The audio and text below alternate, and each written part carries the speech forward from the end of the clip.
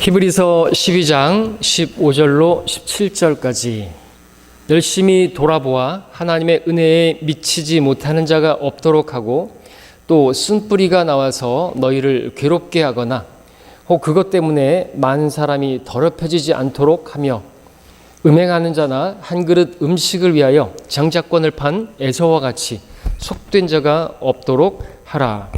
너희가 아는 바와 같이 그 후 그가 축복을 유업으로 받으려고 했을 때 거절당하였으며 눈물로 간절히 구하였지만 회개의 기회를 얻지 못하였느니라. 쓴뿌리가 나오지 않게 하라는 제목이 되겠습니다. 쓴뿌리가 나오지 않게 하라. 오늘 15절에 나오는 우리 쓴뿌리에 대해서 자주 말씀드렸다라고 할 수 있을 정도로 어떤 피로 가운데서 그렇게 말씀을 드렸던 적이 있죠. 근데 이 쓴뿌리에 대해서 저는 많이 영적인 적용을 하여 어떻게 많이 전했습니까? 누군가에 대해서 누가 쓴뿌리를 마음에 품었다. 성경적 근거는 우리가 이제 시편이나 또 잠언의 말씀들을 보게 되면 칼같이 찌르는 말이 있고 그것이 깊은 데로까지 내려가게 되고 그런 상처받는 말로 인해서 어떤 쓴뿌리를 가지게 되는, 나중에 그 어떤 기회가 되어지면 복수하게 되는, 그래서 자신도 더럽혀질 뿐만 아니라 다른 사람들도 더럽히는 그런 내용들로 이 쓴뿌리에 대해서 말씀을 드렸던 적이 있습니다. 그러나 성경이 말씀하는 쓴뿌리는 그와는 좀 다릅니다. 오늘 그 부분을 보고자 하는 건데요. 성경이 말씀하는 쓴뿌리는 결말이 비참해지는 그러한 죄를 말하는 것이죠. 쓴뿌리가 처음 나오는 신명기 29장의 말씀과 더불어 보면 그것이 이제 분명하게 볼 수 있는데 오늘 본문에서도 그것이 나오고 있습니다. 그래서 오늘 네 가지로 먼저 이 쓴뿌리가 무엇인지 성경 자체가 증거하는 내용들을 살펴볼 것이고 또 그 쓴뿌리가 나오지 말아야 하는 그 이유들에 대해서 또 어떻게 하면 우리가 이 쓴뿌리가 나오지 않을 수 있는지에 대해서 그렇게 간략하게 말씀을 전하고자 합니다. 자, 오늘 우리가 본문 15절에 나오는 쓴뿌리, 신명기에서 나온다고 그랬는데 처음으로 29장 18절에 나옵니다. 뒤에서 이제 보겠습니다. 자, 우선 그 신명기 29장의 그 맥락이나 히브리서 12장의 맥락이나 같은 그런 맥락이라고 할 수가 있겠습니다. 그러니까 신명기에서는 모세가 이제 가나안 땅 정복을 앞두고 그 가나안 땅 들어가기 앞서 경고하는 그런 메시지를 이스라엘 백성들에게 하고 있는 것이죠. 그곳에 들어가게 되면 너희가 하나님의 백성인데 너희들이 어떻게 해야 되는 것인가? 죄를 멀리해야 되고 그곳에 그 죄들을 멀리해야 된다 이거죠. 그렇지 않으면 그 죄가 너희에게 쓴 것을 내는 뿌리가 되어서 너희들이 괴롭게 될 것이고 비참한 결과를 맞게 될 것이다. 그런 맥락의 말씀입니다. 히브리서 12장에서도 같은 맥락이죠. 이제 11장에서는 무엇이 나옵니까? 믿음의 우리 선배들이 나오죠. 위인들이 나옵니다. 그들이 하나님을 믿고 믿음의 경주를 열심히 했습니다. 그래서 12장 11절에서는 어떻게 시작하는 것이냐? 그러니까 그 믿음의 위인들이 우리를 둘러싸고 있다 이거죠. 같이 경주하는 우리들을 바라보면서 관중석에서 우리를 응원하는 모습으로 그렇게 둘러싸고 있다고. 그러면서 우리는 경주자로서 무거운 것과 또 쉽게 에워싸는 죄들을 벗어버려야 된다고. 그리고 또 인내로서 우리 앞에 놓여 있는 그 경주를 해야 한다고. 그리고 4절에서는 특별히 너희가 죄와 맞서 싸워야 되는데 피 흘리기까지 그렇게 싸우진 않았는데 그래야 됨을 말하는 것이죠. 여전히 우리도 죄와의 싸움을 정말 치열하게 싸우고 있는데 싸워야 되는 것입니다. 근데 어떤 사람들은 그 죄와 타협해버리고 또 이제는 그것이 죄인지 아닌지도 모르는 성경에서 그것을 죄라고 말하고 있는지도 모르고 분별력 없이 그 죄를 즐기면서 살아가는 그런 성도들이 있다고 한다면 오늘 말씀으로 경고를 받아야 되는 것입니다. 왜냐하면 비참한 결말을 맞을 수밖에 없기 때문에 그렇습니다. 분명하죠. 우리가 죄와 맞서 싸워야 하는 이유가 말이죠. 그리고 그렇게 싸우는 데 있어서 또 그 죄를 싸우지 못하고 또 패배해서 하나님께 징계를 받았다 할지라도 그렇게 낙담하고 주저앉아서 맥없이 처진 무릎과 그렇게 잊지 말라고 히브리서 12장에 그 문맥은 나오죠. 징계가 나오고 그 다음에 12절부터는 그렇게 맥없이 처진 손과 쇠약한 무릎으로 잊지 말고 일어나라 이거죠. 그리고 또 오늘 본문에서 읽은 것처럼 하나님의 은혜에 미치지 못하는 자가 없는지 돌아보라 이거죠. 하나님의 은혜를 아는 자인가 나 자신이 그 한번 돌아보고 또 그렇게 다시 일어났다고 한다면 그 하나님의 은혜를 근거로 해서 또 쓴뿌리가 나오지 않도록 자신과 주변 사람들과 함께 또 괴롭게 되는 그런 비참한 결말을 맞지 않게 되기를 바라는 그러한 바울의 그러한 경고의 그런 내용이 나오는 것이죠. 그래서 지금 바울이 믿음의 경주를 하는 그러한 성도들에게 경고하는 이 모습은 신명기 29장에서 모세가 이스라엘 백성들에게 또 그 가나안 땅 정복을 앞둔 그들에게 경고하는 그러한 모습이 거의 유사하다 할 수가 있겠습니다. 공통적인 것은 그것이죠. 너희가 믿음의 삶을 살아가는 데 있어서 이제 믿음으로 전진해서 경주를 하는 데 있어서 너희는 반드시 죄와의 싸움을 싸우게 될 것이다 이거죠. 계속해서 그 죄가 너희에게서 발견될 것이다 이거죠. 죄의 유혹이 올 것이다. 죄의 속임수가 너희들을 속일 것이고 넘어뜨릴 것이다. 주의하라는 것입니다. 쓴뿌리가 나오게 된다 이거죠. 그것이 쓴뿌리가 되어서 너희를 괴롭게 될 것이고 결과적으로 주님께서 주시고자 하시는 그 모든 축복을 잃어버리고 영원한 복을 잃어버릴 것이기 때문에 그것을 경고하고 있는 것입니다. 자, 신명기 말씀을 먼저 제가 간단하게 먼저 읽어드리면 이렇습니다. 신명기 29장 18절에서 이는 너희 가운데 남자나 여자나 족속이나 지파나 그의 마음이 오늘 우리 주 하나님으로부터 돌이켜서 이런 민족들의 신들을 섬기러 가는 자가 있을까 함이며, 이제 그렇게 되면 어떻게 되는 것이냐니까 너희 가운데 독초와 쑥을 내는 뿌리가 있어 생긴다라는 거죠. 우상 숭배하면 그 민족들 이방인들이 섬기는 그런 잡신을 섬기게 되면 쓴뿌리가 나오는 거예요. 그 쓴뿌리가 갑자기 왜 나오는 거예요? 다른 사람에게 어떤 안 좋은 감정을 품는 게 신뿌리라고 알고 있는데 그런 것이 아니라는 것이죠. 그 뿌리가 썩는 것이에요. 신앙의 뿌리가 썩는단 말입니다. 자신이 괴롭게 되는 것이죠. 그 열매가 아주 써요. 마치 쑥같이 쓰다라는 것이죠. 그래서 이 쓴뿌리는 쑥과 같이 쓴 것을 내는 뿌리를 말하는 것입니다. 여러분 쑥이 쓰죠? 같은 쌍시오로 시작하죠? 씨가 아니고 쑥 이렇게 같이 해서 쑥은 씁니다. 쓴 것이에요. 여러분들이 이 쓴뿌리가 결국에 나오게 되면 여러분의 인생의 쓴맛을 보게 된다는 것입니다. 그렇게 되기를 바라는 사람 아무도 없겠죠? 우린 다 복되기를 바라시죠. 하나님께서는 복되신 분이시고 여러분들이 그러한 쑥이 나오는 그런 쓴뿌리가 나오는 그런 삶이 아니라 복된 삶을 살기를 바라시는 것입니다. 자, 이제 그럼 성경이 말씀하시는 쓴뿌리가 무엇인지 말씀드린 것처럼 네 가지로 살펴보도록 하겠습니다. 오늘 본문 히브리서 12장 16절에 보면 첫 번째가 나오는데, 먼저 15절 하반절에서 또 쓴뿌리가 나와서 너희를 괴롭게 하거나 그것 때문에 많은 사람이 더럽혀지지 않도록 하라는 말씀이 나오면서 첫 번째가 나오는 게 뭐예요? 음행하는 자가 나오고 있습니다. 그래서 쓴뿌리 첫 번째는 음행이라고 말씀을 드릴 수 있습니다. 음행이 쓴뿌리다라는 거죠. 음행이. 근데 생각해 보십시오. 음행이 쓴 것입니까? 괴로운 것입니까? 고통스러운 것입니까? 음행을 저지른 일이 그렇게 막 혐오스럽고 역겹고 막 정말 혐오스럽고 그렇다고 한다면 누가 음행하겠습니까? 음행에는요 짜릿함이 있습니다. 남몰래 숨어서 부모 모르게 또는 어떤 연인 모르게 거기서 오는 어떤 쾌감 이런 것들이 있는 것이죠. 자, 말씀드리고자 하는 것은 음행은요 시작은요 결코 쓰지 않다라는 것이죠. 오히려 짜릿하고 쾌감을 주고 마치 금단의 열매를 먹는 것과 같고 남들을 모르는 어떤 나만의 애틋한 그런 어떤 그 로맨스고 사랑이라고 생각하는 것입니다. 다른 사람들이 하면 불륜일지 모르겠지만 내가 하는 것은 로맨스가 되는 거죠. 가족도 부모도 반대하지만 음행하는 자들은 양심이 화인 맞아서 자신들이 하는 것이 사랑이라고 생각하고 그리고 그러한 사랑을 꿋꿋이 지켜나가야 된다고 하면서 자기 합리하면서 그렇게 착각 가운데서 잘못된 사랑에 빠지게 되는 것입니다. 자, 음행의 시작은 말씀드리지만 그 처음은 결코 두렵거나 역겹거나 구역질나고 그런 것이 아닌 것입니다. 그렇다고 한다면 또 말씀드리지만 누가 음행하겠습니까? 또 누가 간음을 하겠습니까? 음행 안에는 간음도 있는 것입니다. 자, 음행, 간음. 시작할 때는 매우 만족을 주는 것처럼 그렇게 보입니다. 그러나 기억하십시오. 음행의 뿌리는 반드시 씁니다. 열매가 쓰다는 것이죠. 시작은 그렇게 됐는데 그렇게 심었어요. 나중에 이제 싹이 나고 잎이 나고 꽃이 피고 열매가 맺었어요.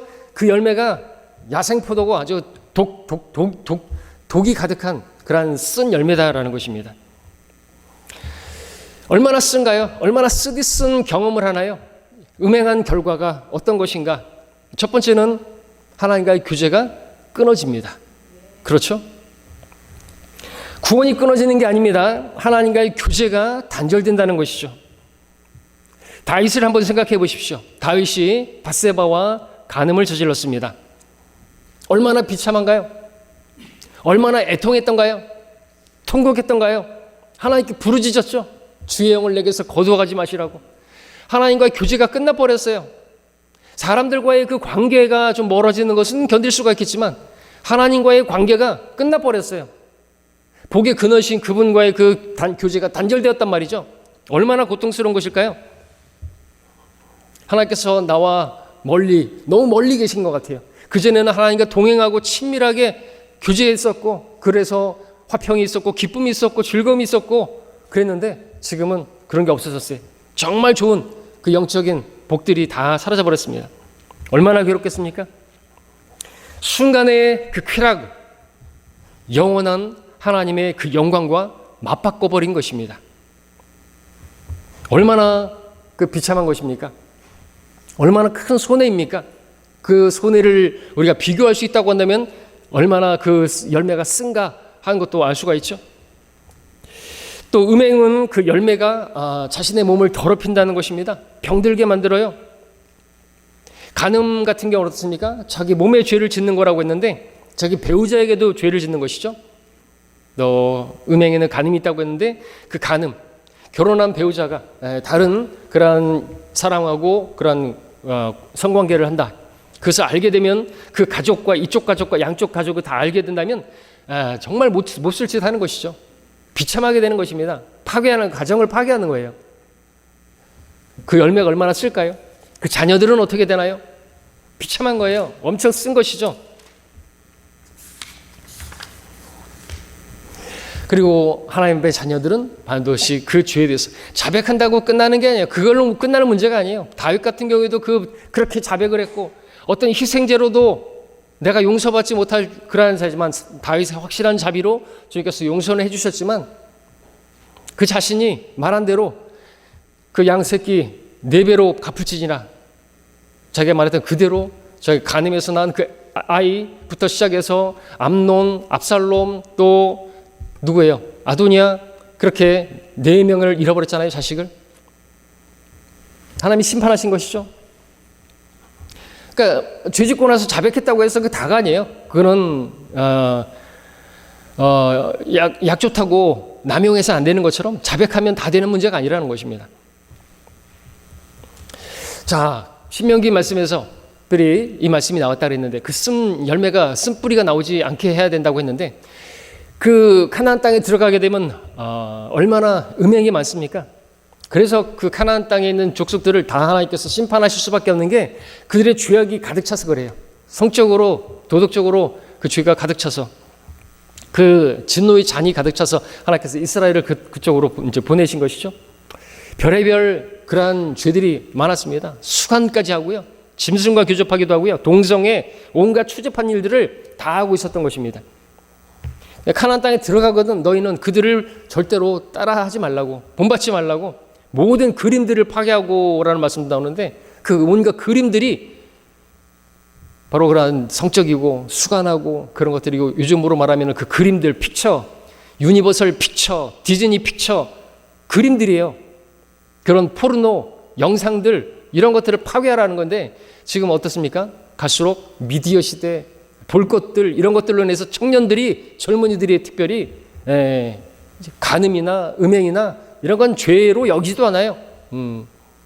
그래서 혼전, 성교 그리고 동거하면서 또 마음에 안 들면 헤어지고 그 죄예요, 죄.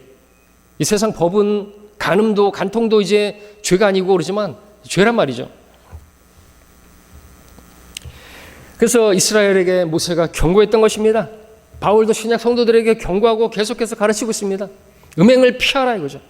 전무의 정욕을 피하라 이거죠. 피해야 되는 것입니다. 요셉처럼 그 자리를 피해야 되는 거죠. 왜냐하면 우리는 믿음의 경주를 해야 되는데 그것이 쉽게 우리를 에워싸고 그 죄가 우리를 더 이상 믿음의 경주를 달리지 못하게 무릎 꿇게 만들어버리기 때문에, 그러니까 믿음의 경주를 달리지 못하게 되는 것으로 끝나면 또 뭐 문제가 그렇게 크지 않을 수 있는데 비참해진단 말이죠. 그 죄가 나를 죽이는 거예요. 뿐만 아니라 내가 주님을 섬겼던 지금까지 했던 모든 그 상도 다 잃어버리는 거예요. 영혼에서의 영광과 순간의 그 쾌락과 맞바꾸는 거, 이게 죄라는 거예요. 잠시 잠깐의 그 즐거움 때문에, 그 어떤 그 쾌감, 짜릿함 때문에 영원에서의 그 영광을, 그 영원하신 주님과의 그 교제를 다 끊어내버리고 다 파괴시켜버리는 게 바로 음행이고, 그래서 음행이 쓴뿌리라는 거예요. 여러분 괴롭게 된단 말이죠. 그리고 그것이 다른 성도들에게도 전염되기 때문에 이것이 아주 무서운 죄인 거예요. 죄가 되는 거죠. 두 번째 쓴뿌리가 무엇입니까? 16절, 히브리서 12장 16절에 그 이어서 나오는 말씀이 뭐예요? 한 그릇 음식을 위하여 장자권을 판 에서와 같이 속된 자가 없도록 하라 했습니다. 속된 것, 이것이 쓴뿌리다라고 말씀을 드립니다. 세상에 있는 속된 것에 가치를 두는 그런 속된 자가 되기 위해서는 안 된다라고 하는 것이죠. 대표적인 예로 누가 나옵니까? 에서가 나오고 있습니다. 에서 어떤 인물입니까? 창세기 25장에 보니까 에서가 사냥을 하러 갔다가 몹시 지치고 돌아옵니다. 눈에 보이는 게 없어요. 뭐만 보입니까? 먹을 것밖에 안 보여요. 그러면서 또 무엇이 안 보이냐니까 하나님께서 주신 그 장자권, 그 축복, 그 가치가 눈에 안 보이는 거예요. 에서는 당시 배가 고파서 온통 먹을 것에 관심이 있었습니다. 근데 야곱이 와서 팥죽 한 그릇에 그것을 유혹하니까 그냥 홀라당 그 장자권을 팔아버렸죠. 결과가 어떤 것입니까? 결과 무척 썼던 것입니다. 자, 근데 다시 말씀드립니다. 그 팥죽, 그게 쓴 겁니까? 팥죽이 씁니까, 맛이? 어때요? 좀 더 리얼하게. 전라도 표현으로 팥죽 어때요, 맛이? 쓰지 않고 어때요? 달달하지 않습니까? 달콤하단 말이에요. 팥죽 먹을 때는 결코 쓴맛이 나진 않아요. 근데 하나님께서 주신 그 장자권과 잠시 그 육체에 만족을 주는, 포만감을 주는, 그러나 금세 소화돼 버리면 없어져 버릴 그 팥죽 한 그릇과 맞바꿨을 때 그 팥죽은 아주 쓴 열매가 된 것이죠. 그래서 바꿨더니 어떻게 됐습니까? 아버지로부터 장자의 축복을 받지 못했습니다. 팥죽 한 그릇에 그와 비교할 수 없는 그 상을 놓쳐버리게 된 것이죠. 그래서 17절에서 우리가 읽었던 것처럼 너희가 아는 바와 같이 그 후 그가 축복을 유업으로 받으려고 했을 때 거절당하였으며 눈물로 간절히 간구하였지만 회개의 기회를 얻지 못하였느니라 했습니다. 에서가 나중에 축복을 구하려고 눈물로 통곡하면서 간구했습니다. 아버지께 떼썼습니다. 아버지에게는 한 가지 축복밖에 없습니까? 저에게도 축복해 주십시오. 저에게도 축복해 주십시오. 기회는 지나가 버렸습니다. 기회가 없어요. 거절당했습니다. 눈물 흘리고 후회했지만 회개하지는 않았고 회개의 기회는 얻지 못했습니다. 한번 잃어버린 축복 다시 얻지 못했던 것이죠. 그래서 약속의 땅 카나안은요, 에서의 후예인 에돔이 얻지 못했습니다. 왜요? 장자권을 팔아 넘겼지 않습니까? 자, 이처럼 쓴뿌리로 인해서 영영 돌이킬 수 없는 그런 결과를 맞게 된다는 것이죠. 어떤 경우에는 회개하고 돌이키게 되면 다시 찾을 수도 있는 것이 있는데 에서처럼 아무리 대성통곡하고 울며 불며 애를 써도 잃어버린 것을 다시 찾을 수 없는 것도 있는 것입니다. 그런 결말을 맞을 수도 있는 것입니다. 세상에 있는 속된 것, 팥죽 한 그릇, 나를 만족을 줄 수 있을 것 같아요. 그러니까 여러분들 경고하고 있는 것이에요. 이 팥죽 한 그릇이 뭡니까? 이 세상에 있는 그러한 정욕이고 안목의 정욕이고 생의 자랑이고 그건 잠시 있다가 사라져 버릴 것인데 영원한 유업이 있고 우리 천년왕국을 시작으로 해서 통치가 있는데 맞바꿔 버리는 거예요. 그 유명한 설교자가 말했던 것이 죄가 무엇인가 잘 정의했습니다. 순간이라는 재단에다가 영혼을 불살라 버리는 것이 죄다라는 것이죠. 팥죽 한 그릇에 영원한 유업을 맞바꿔 버리는 게 죄라고 말하는 것입니다. 여러분 그렇게 어리석지 않지 않습니까? 500원 하고 5천억 하고 바꿀 수 있습니까? 바꾼다고 한다면 그처럼 바보 같은 사람도 없겠죠. 근데 속된 자는 바꾼단 말이죠. 뭐 영원에서의 하늘나라에서 유업, 뭐 통치, 됐고 마치 두루미처럼 우렁이 있니 우렁이? 이 땅에서 내가 지금 당장 만질 수 있는 거, 지금 당장 누릴 수 있는 거, 지금 당장 내 배가 고픈데 먹을 거, 마실 거 이걸 더 추구해요. 속된 것입니다. 속된 것이에요. 계산을 못하는 거죠. 속된 자. 그것도 하나님께서 주시고자 하시는 축복과 비교했을 때 유다 이스카리옷을 생각해 보십시오.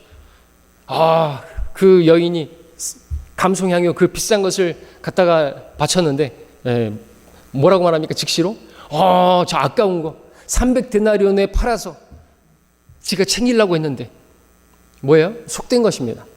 속된 것. 여러분들도 생각해 보십시오. 주일날 주님을 섬기는 것보다 예배 드리는 것보다 주일날 대목인데 오늘 같은 날 장사를 한다든지 오늘 직장 나가게 되면 특별히 수당이 더 나오는데 그래서 맞바꿔 버린다든지 그게 속된 자예요. 속된 자. 영혼을 바꿔버리는 것이죠. 영원한 영광과 맞바꿔 버리는 것입니다. 그런 자가 있어서는 안 된다는 것이죠. 왜요? 그럼 반드시 피눈물을 흘리고 할 거니까. 언제요? 마지막에 가서는 그리스도의 심판석에서 저에게도 한 번만 더 기회를 주십시오. 제가 지금 대환란이 벌어지고 있는 저 아래 저 땅에 내려가갖고 내가 순교를 하겠습니다. 기회는 없어요. 그때 우리 그리스도 심판석에 있을 때 저 아래는 대환란이 벌어지고 있는 상황이죠. 그때라도 내가 순교하겠습니다. 기회를 얻지 못한단 말이죠. 다시 한번 회개의 기회를 얻지 못합니다. 눈물을 흘릴 것입니다. 많은 사람들이 그리스도 심판석에서 껄껄껄 그릴 거예요. 헌신할 걸, 복음 전할 걸, 예배 더 드릴 걸, 성경을 읽을 걸 거리면서 웃자고 하는 소리는 아닙니다만 정말로 그렇게 통곡하지 않겠습니까? 에서만큼 그렇게 그런 사람이 되지 말라는 거죠. 쓴뿌리가 나오지 않게 하라는 것입니다. 그리고 네 번째로 우리 신명기 가서 보겠습니다. 신명기 29장 18절 그래서 보면은 이제 쓴뿌리에 대해서 직접적으로 처음 나오는 곳이 여기라고 있습니다. 쓴뿌리라고 말하고 있지는 않지만 쓴 것이 나는 뿌리.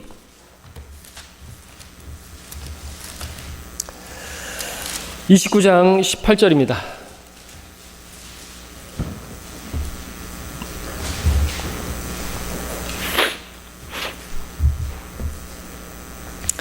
자, 29장 18절에 보면 이제 세 번째로 쓴뿌리가 무엇인가 하면 이제 우상숭배예요. 우상숭배.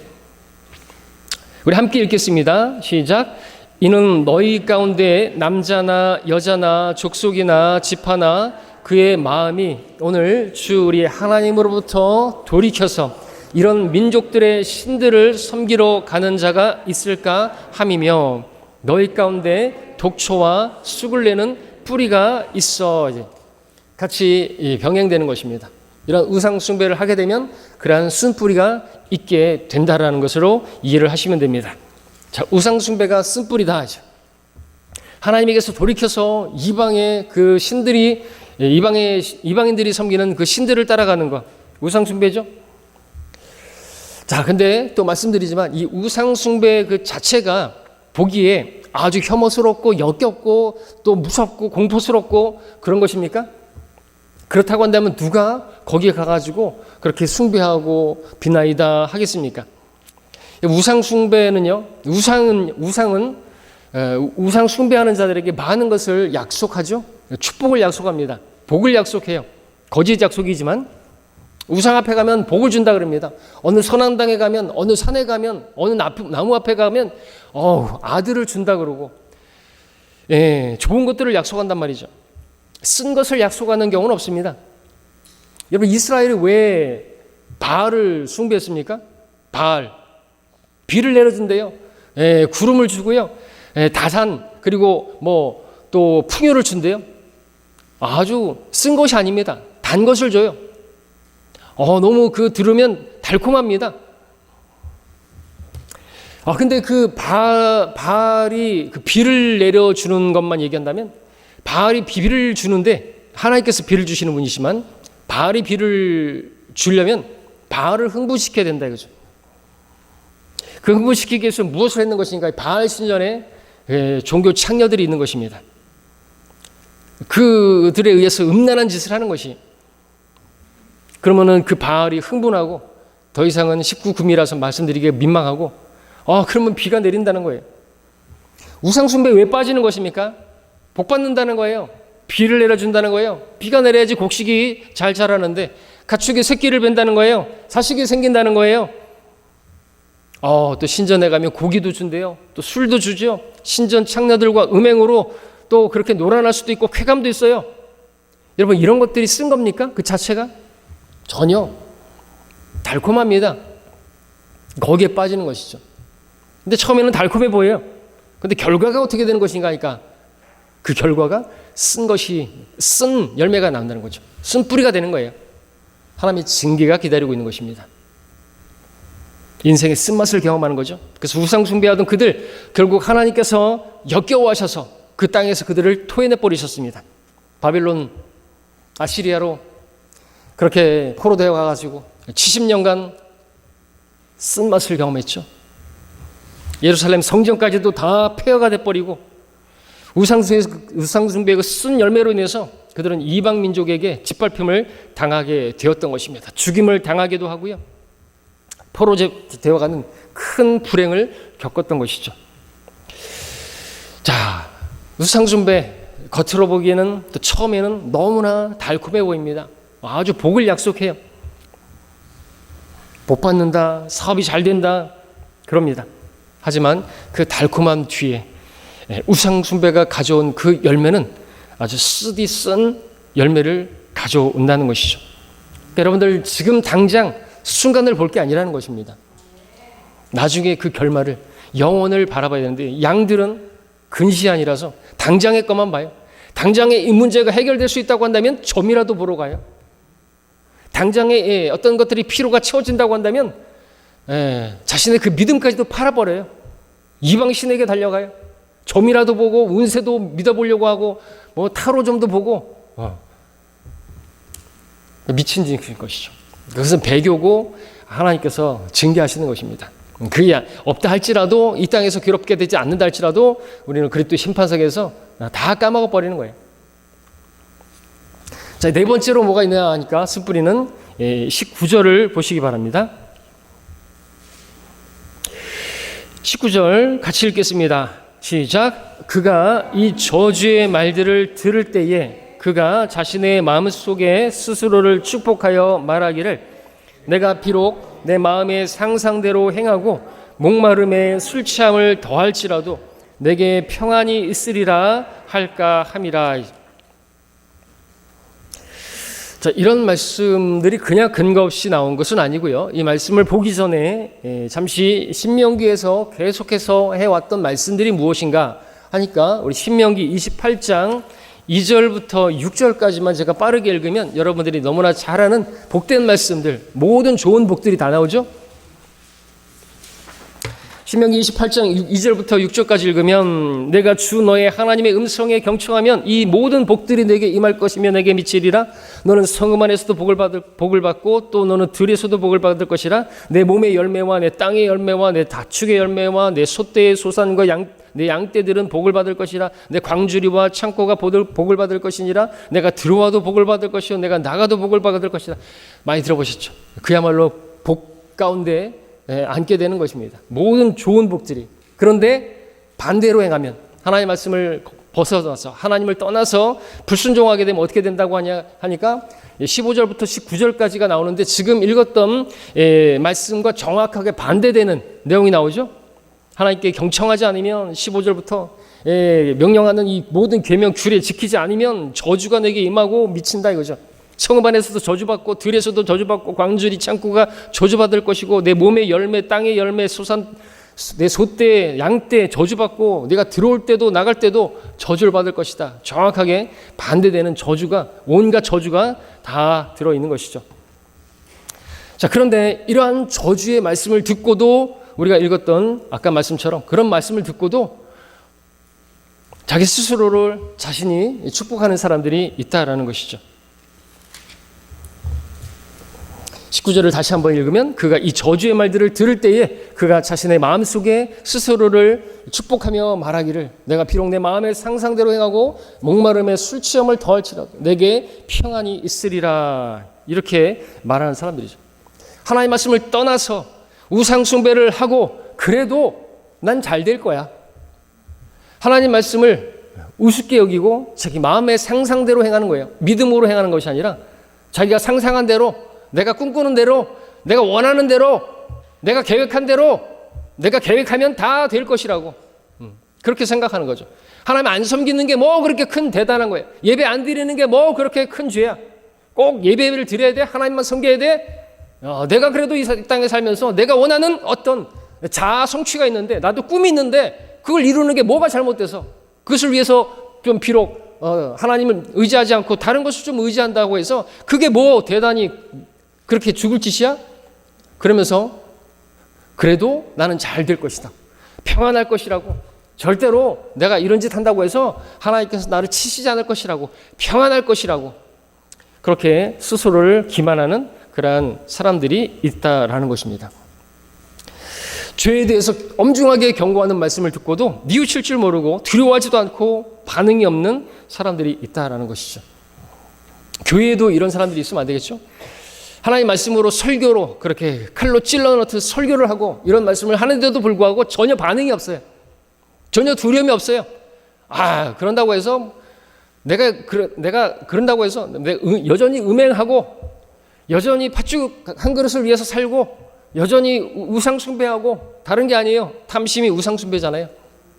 내가 다른 것을 탐하고 그럼에도 불구하고 그런다고 해서 그게 뭐 그렇게 대단한 것이냐.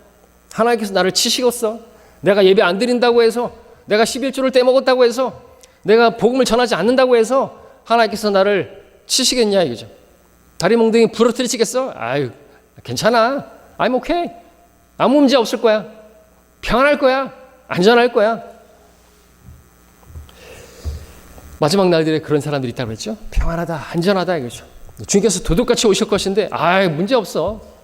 뭐 오시긴 뭘 오셔. 아직도 멀었어. 그러면서 지멋대로 막 산단 말이죠. 그러면서도 아무 문제 없을 거라고 그렇게 생각하는 사람들이 있는 것이죠.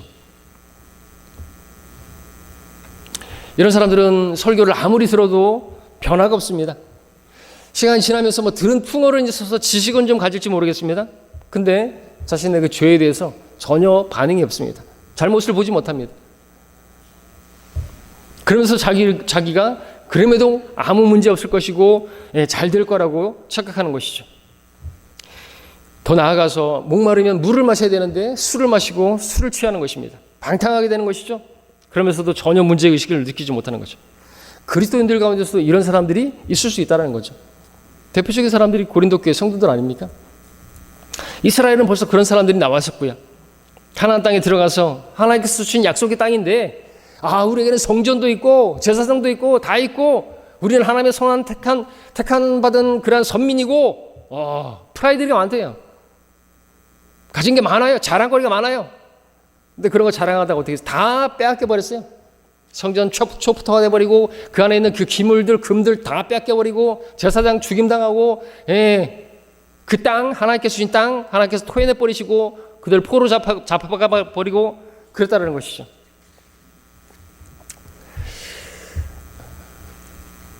이방인들도 하지 않는 그런 죄를 짓고 그들이 바로 이스라엘 백성들입니다. 충분히 신약의 하나님의 백성들도 이런 짓을 할 수 있고 이런 결말을 맞을 수가 있는 거예요. 광야의 교회라고 불렸던 이스라엘 백성 아닙니까? 오늘날 신약 성도들도 이런 사람들이 나올 수 있어요. 나는 예수님의 피로 구원받았다. 나의 구원은 안전하다. 나는 이제 지옥 안 간다. 난 죽어도 하늘나라 간다. 나는 바른 성경을 가졌고, 나는 바른 교리를 가졌고, 나는 바른 하나님 피로 사신 교회에 속해 있다. 성경대로 믿는 그리스도인이다 이거죠. 그래서 어쨌다고요? 다 하나님의 은혜가 아닙니까? 자기가 뭐 대단히 수고해서 얻은 것 중에 하나도 있습니까? 없어요. 그런 하나님의 은혜를 받았다고 한다면 그 은혜에 미치지 못하는 자가 있어서는 안 된다고 말하는 거예요. 하나님의 그 은혜에 이르는 생활을 하고 있냐라는 것이죠. 삶의 열매를 보이라는 것입니다. 선한 열매, 의의 열매 맺고 있냐 이거죠. 오히려 쓴 열매를 맺고 있는 것입니다. 자기만 몰라요. 지금은 좋아 보일지 모르겠어요. 지금은 편하게 신앙생활도 마음껏 그렇게 하면서 제멋대로 하면서 문제 없을 거라고, 나는 계속해서 잘 될 거라고, 행복할 거라고, 만족할 거라고 속이는 것이죠. 아무리 여러분들이 바른 성경을 가지고 있고 바른 교회를 만났고 또 늘 하나님 말씀을, 바른 말씀을 들으면 뭐합니까? 아니라는 신앙생활에 빠져서 영적인 잠을 자고 방탕한 생활을 하면서 그러고 있다고 하면서, 더 문제는 그럼에도 불구하고 자기에게는 아무런 문제가 없을 것이고 하나님의 징계는 멀리 있다고 생각하고 그런 나태한 무사안일한 그런 신앙생활을 하면 구원은 잃어버리지 않을지언정 기억하십시오. 징계가 있다라는 것이죠. 결과가 무엇입니까? 내가 방탕한 생활을 하면서 그러면서 스스로 축복하면서 나는 평안할 것이다. 20절을 보면, 신명기 29장 20절에 보면, 주께서는 그런 자를 아껴두지 아니하실 것이요 주의 진노와 그분의 질투가 그 사람에 대하여 연기처럼 올라가 이 책에 기록된 모든 저주가 그에게 내릴 것이요 또 주께서는 그의 이름을 하늘 아래로부터 지워버리시리라. 교리적으로 오늘 우리에게 적용할 수 있는 부분은 아니지만 성경에 기록된 모든 저주가 그에게 임하게 될 거라고 무시무시한 말씀을 해주고 계시는 것이죠. 오늘 본문 히브리서 12장의 말씀이 사실상 이런 맥락에서 나오고 있는 것이고요. 교리적으로 히브리서 역시나 다시 이스라엘이 대환란 가운데서 그들이 끝까지 죄의 속임수에 빠지지 말고 쓴뿌리가 나오지 않도록, 그리고 그 부자들에 대한 경고를 하고 있고 그 속된 자가 되지 말아야 하고 형제들과 나눠야 하고, 그죠? 그리고 너희들이 이제 확실한 것을 붙잡았다. 오늘날 우리도 마찬가지.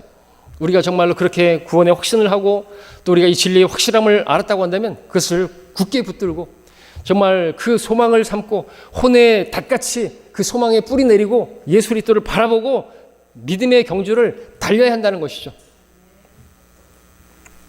그런데 그 경주에 방해하는 것이 있는데 바로 그것이 죄라는 것입니다.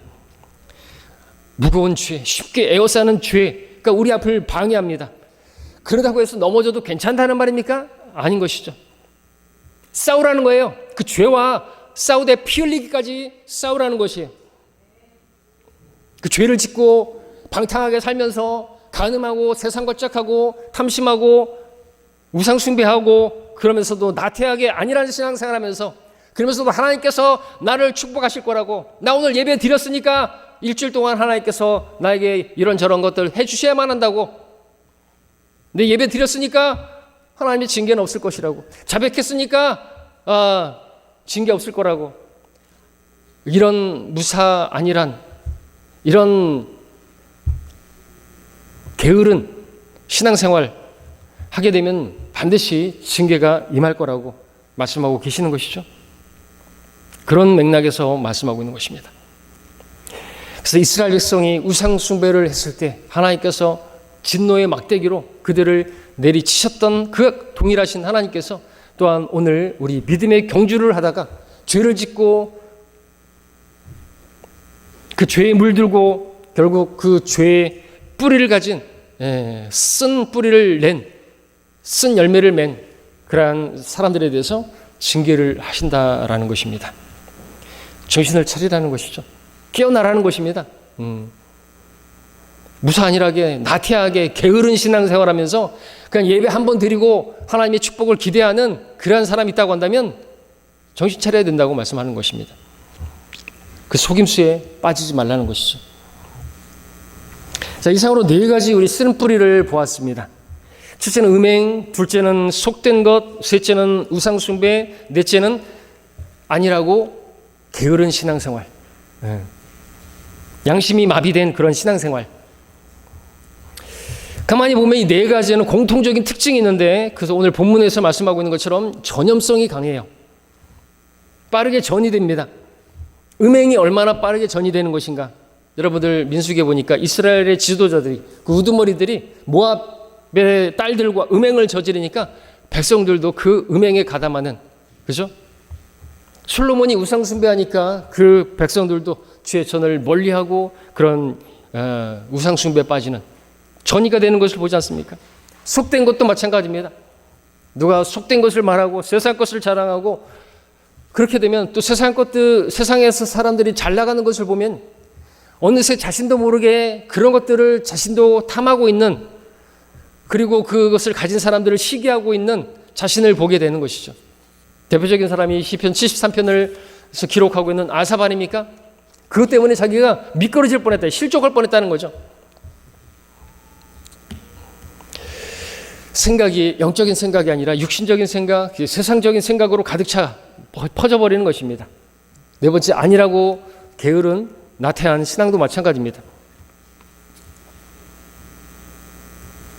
열심히 있는 성도를 본받아야 되는데 게으른 신앙생활을 하는 사람들, 나태한 신앙생활을 하는 사람들, 그런 성도들을 그렇게 잘 따라가는지 모릅니다. 그러니까 우리는 각자가 본이 되어야 되죠. 여러분들의 모습을 보고 따라해요. 쉽게 따라합니다. 쉽게. 왜 그러냐 그러면 다른 성도들도 뭐 그렇게 예배 드리던데요. 다른 성도들도 뭐 예배 한 번만 드리던데요. 나라고 꼭 그래야 되냐 그죠. 다른 성도들도 뭐 지각하던데요. 다른 성도들도 뭐 기도에 안 나오는데요. 성경 공부 안 하는데요. 왜 나는 꼭 해야 돼요? 다른 성도들도 예배 가끔씩 빠지던데요. 다른 성도들도 졸던데요. 뭐 나만 조는 것 같고 뭐라 그래요? 왜 그런 성도들을 따라가야 됩니까? 쓴뿌리라 해서 그래요. 뿌리는요, 전염성이 강하고 다른 사람들에게까지 영향을 끼쳐요. 여러분, 대나무 어떻습니까? 뿌리가 어떻게 돼요? 쫙 퍼지잖아요. 그리고 거기서 다시 새 순이 나고 거기서 또 대나무가 자라고, 그렇게 파급력이 강하고 전파력이 강하고 당사자만 괴롭게 되는 게 아니라 다 망쳐버리는 거예요. 주변까지. 그래서 쓴뿌리의 특징이 그것이죠. 자기만 괴롭게 되는 게 아니에요. 오늘 본문에서도 히브리서 12장 15절에서는 그것 때문에 많은 사람이 더럽혀지지 않도록 하며라고 했죠. 음행이라든지 속된 것이라든지 우상숭배라든지 나태한 게으른 신앙생활, 그 사람뿐만 아니라 다른 사람들에게까지 영향을 미칩니다. 작은 죄 하나가 여러 사람을 더럽히는 거죠. 미꾸라지 한 마리가 온 흙탕물을 더럽히는 것처럼 쓴뿌리가 여러 사람을 괴롭게 하고 더럽게 만들어버려요. 전도서 9장 18절에서 한 명의 죄인이 많은 선을 파괴시키느니라 말씀하고 있습니다. 교회 안에 쓴뿌리를 가지고 들어온 사람이 있으면 그 사람으로 인해서 다른 성도들이 전염되고 더럽혀지고 괴롭게 될 수 있다는 것이죠. 근거 있죠? 여러분, 예를 들어서 여호수아 군대가 첫 번째로 싸운 전쟁터가 뭔 싸움이었어요? 무슨 싸움? 가나안 땅 들어가서 첫 번째로 싸운 여리코 성이지 않습니까? 그 여리코 성에서 싸우고 나서 하나님께서 주신 명령이 뭐예요? 거기 있는 어떤 것도 가져오지 말아요, 그죠? 다 불태우라 그랬죠. 근데 그것을 어기고 누가 그랬어요? 뭘 했어요? 아칸이라는 자가 거기서 바빌론지 옷 한 벌하고 금과 은 덩어리를 훔쳐다가 거기다가 숨겼죠. 그랬을 때 어떻게 됐습니까? 그 아칸은 속된 자였어요, 그죠? 그걸 보고 금덩이 그 옷을 보고 딱 숨겼어요.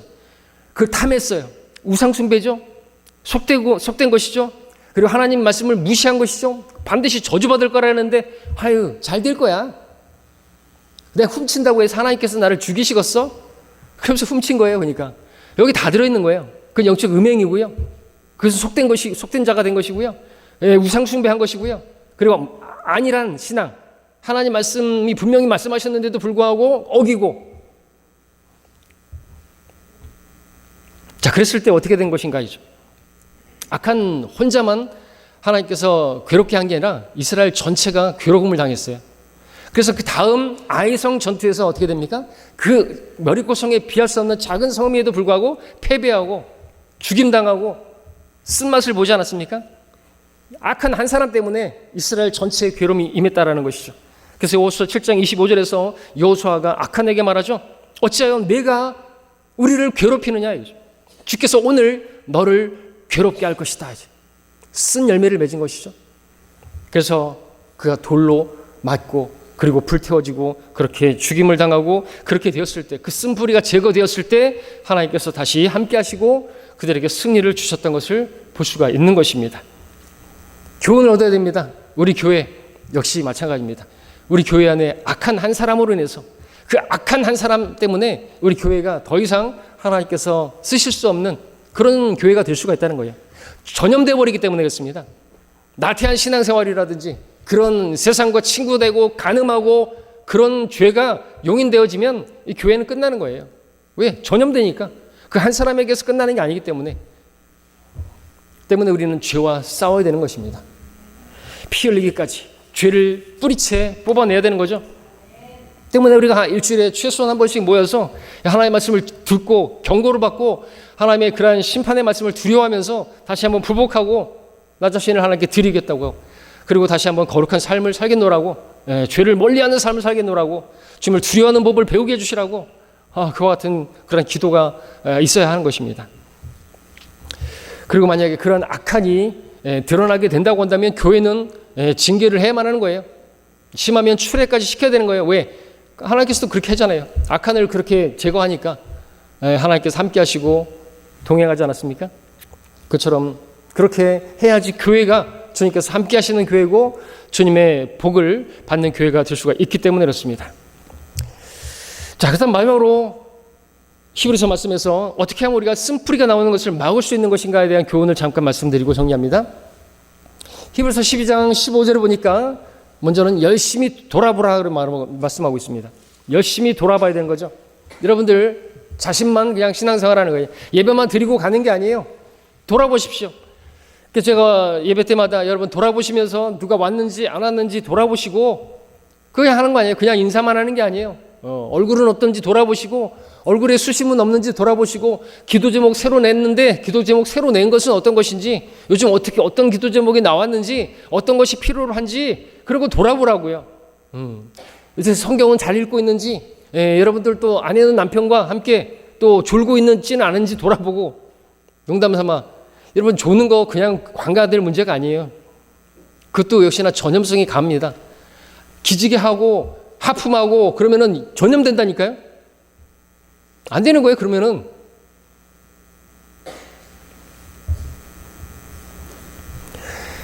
그렇게 살펴봐야 되는 거예요. 돌아봐야 되는 거예요. 그 다음에요, 또 그들이 계속해서 또 하나님의 은혜에 미치지 못하는 자가 없는지 15절에 보니까 하나님의 은혜에 미치지 못하는 자가 없도록 하고 그랬습니다. 그러니까 하나님의 은혜에 미치지 못한 성도는 마음이 공허합니다. 그냥 마음이 텅 비어 있어요. 그러니까 그 텅 빈 자리에다 뭔가를 자꾸만 쑤셔 넣는 거예요. 속된 것으로 채워보려고 하고, 음행으로 채워보려고 하고, 어떤 것 쾌감으로 채워보려고 하고, 그런 것이죠. 은혜를 못 받으니까 신앙생활에 동기력이 없어요. 그러니까 나태하고 게으른 신앙생활을 하는 것입니다. 자, 하나님의 은혜에 미치지 못하는 자가 있는지 없는지 살펴보고, 또 그런 형제 자매를 위해서 우리가 개인적으로 또 권면도 하고, 또 많은 분들 앞에서는 또 우리가 잘한 거는 칭찬도 해주고 그를 위해서 기도해주는 그러한 섬김이 우리 교회에 있어야만 하는 것이죠. 그것이 우리 교회를 지키는 것이기 때문에 그렇습니다. 여러분 각자가 잘 지키는 것도 필요하지만 여러분 돌아보고, 또 은혜에 미치지 못하는 그러한 성도가 있는 거 돌아보고 권면하고 그렇게 또 함께 섬기기를 하나님께서 바라시는 것이죠. 우리 끝으로 히브리서 3장 13절을 한 목소리로 읽어보겠습니다. 그리고 정리하겠습니다. 히브리서 3장 13절입니다. 함께 읽겠습니다. 시작. 오직 오늘이라고 부르는 동안 매일 서로 권면하여 너희 중에 아무도 죄의 속임수에 빠져 완악하게 되는 일이 없도록 하라. 오늘 언제입니까? 매일. 내일이 되면 내일이 또 오늘이죠. 매일 오늘이라고 불리는 우리가 살아있는 동안 또 우리 서로가 성도들 서로가 그렇게 권면하라고 말씀하고 있는 것이죠. 날마다 말씀으로 권면하고, 또 누가 죄의 속임수에 빠져서 마음이 완악하게 되어서 그래도 징계가 없을 거라고 잘 될 거라고 그렇게 착각하고 있는 성도가 있으면 안 되니까, 하나님의 말씀이 들어가지 않으면 안 되니까, 하나님의 은혜를 누리지 못하는 자가 있어서는 안 되니까 그렇게 돌아보면서 권면하고 관심을 가져야 하는 것입니다. 기억하십시오. 다시 한번 이제 정리합니다. 쓴뿌리 처음에는 달콤해 보입니다. 그러나 기억하십시오. 그 열매는 무척 쓴 것입니다. 쓴 열매를 가져옵니다. 우리 성도 중에서 아무도 이 죄의 속임수에 빠져서 그리스도의 교제 가운데 떨어져 나가는 일이 없기를 바라고요.